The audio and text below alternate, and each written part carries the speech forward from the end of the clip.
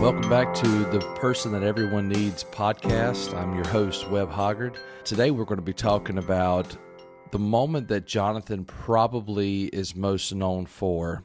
Jonathan was the friend that David needed. He's the one who catapulted him to prominence. He's the one who gave him the training he needed for the life of leadership that he would have.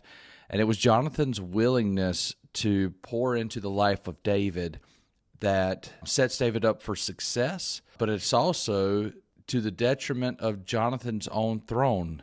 He's not worried about that. He's not worried about his own name. He's worried about building up both David and the people of Israel. And that focus is why David is the strong man that he is. As we get started, before we go into the actual story of David and Jonathan, I want to mention this word, loyalty. So far, we've talked about favor. We've talked about courage.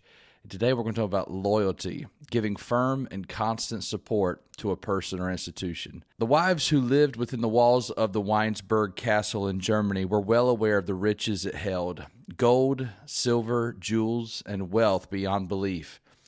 Then in 1141 AD, when all their treasures in that castle, they were threatened by a vast enemy. The enemy army had surrounded the castle and demanded the fortress, the fortune, and the lives of the men within. There was nothing to do but surrender. Although the conquering commander had set a condition for the safe release of all the women and children, the wives of Weinsberg refused to leave without having one of their conditions met as well. They demanded that they were allowed to fill their arms with as many possessions as they could carry out with them. Knowing that the women couldn't possibly make a dent in the massive fortune, their request was honored. When the castle gates opened, the army outside was brought to tears. Each woman had carried out her husband in her own arms. These ladies were fully convinced of the true riches that were held in that castle. Another story is a chaplain was speaking to a soldier on a cot in an army hospital. He said to him, "You've lost an arm in the great cause." And the soldier's reply was, "No, I didn't lose it. I gave it." That's the mentality of the person that everyone needs. What are you giving? Who are you giving to? Who are you seeking out to bless, to give with everything that you have? In the last story, we talked about the armor bearer who said, "I'm with you heart and soul," even in the midst of terrible calamity. Today, we're going to talk about how Jonathan garners that loyalty by being that loyal kind of guy. There are 3 times in the scripture where Jonathan makes covenants with David. Now, Jonathan was the man in power. He didn't have to make contracts with the lower people. He's the one who he's the prestige. He's a leader in this moment.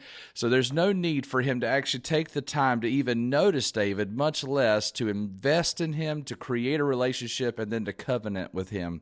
The first time they meet is when David is meeting Goliath, on the day in which David kills the great giant. As you remember, Jonathan was the last great hero of Israel before David's incredible defeat of the giant. And so Jonathan, instead of looking at him with contempt or trying to see what the challenge would be, that he's, the different challenger, the different champion of their day, Jonathan instead looks at David and sees greatness. He wants him to be great. He sees things about him. And it says in there that when they saw each other for the first time, that their souls were knit together.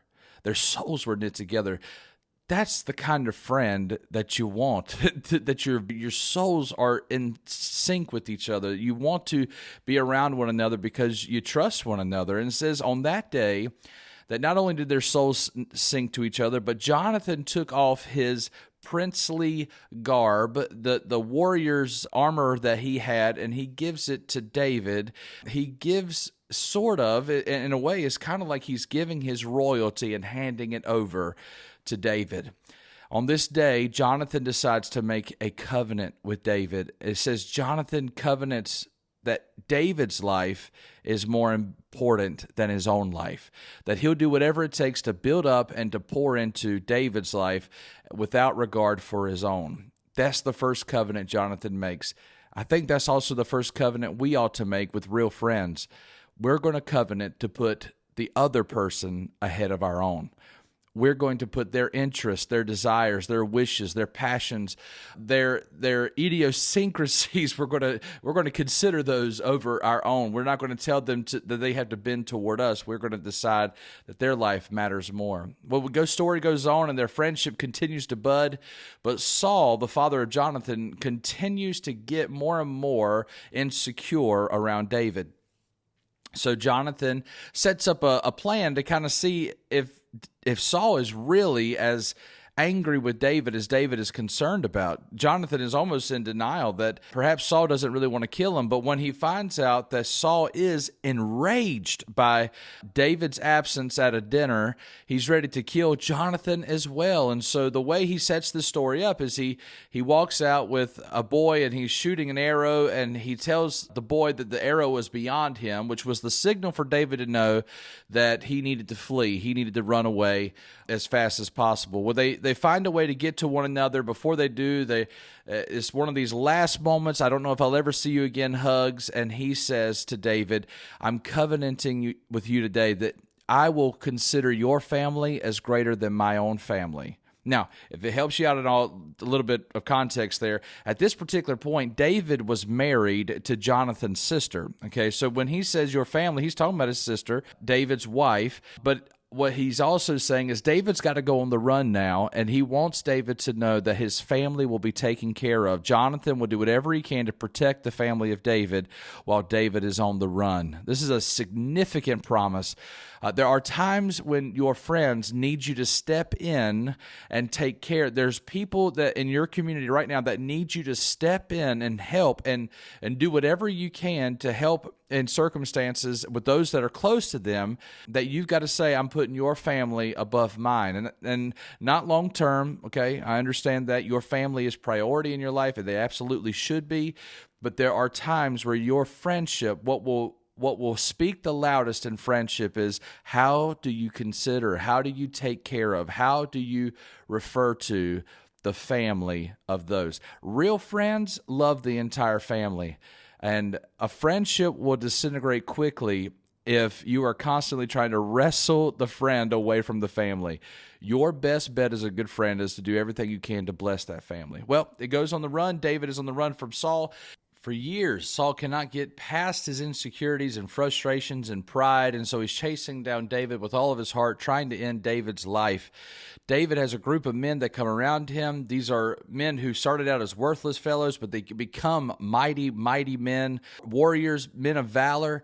And so David's little army, if they had ever come head-to-head, I'm pretty sure they would have won. But David didn't want to do that. He didn't want to attack Saul. He didn't want to really defend himself.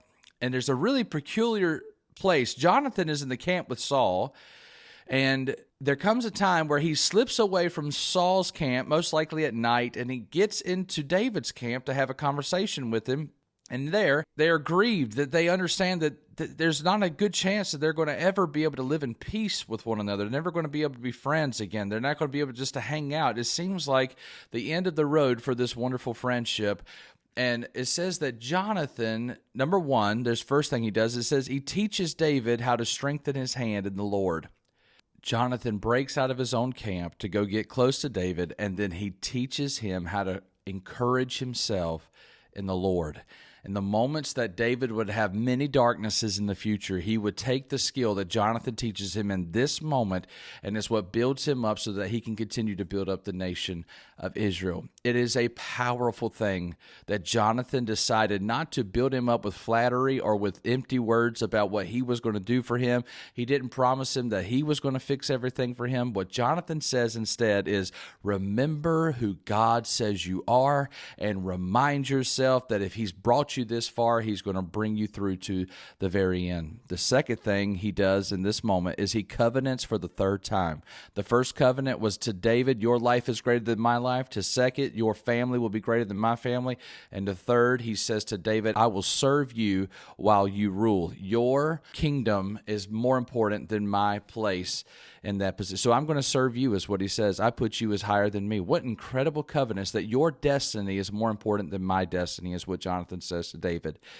And it's a powerful picture of great friendship, that these 3 covenants that Jonathan makes with David changes the trajectory of David's entire existence. David is probably the most influential and powerful man in the entire Old Testament, and it is through Jonathan that he's promoting David to who he would become. Now, the fallout of this, there's a couple of really great stories that we're going to pick up next week on. They're really great stories of David's response to Jonathan's great investment in him. But what I want you to know today is that loyalty is an attribute of the strong, not the weak. Being there for people through the thick and thin, that can change lives. It changes destinies. It changes the direction and trajectory of entire destinies. So my encouragement to you today is look at the people, number one, who are around you and loyal to you. Be blessed that you have those in your life. And then consider, who is it that you are helping fulfill their destiny, their dreams, and their joy? Those relationships change your life, and you could see magnificent things if you will be a loyal friend who put their place ahead of your own. I look forward to talking to you again next week on The Person That Everyone Needs.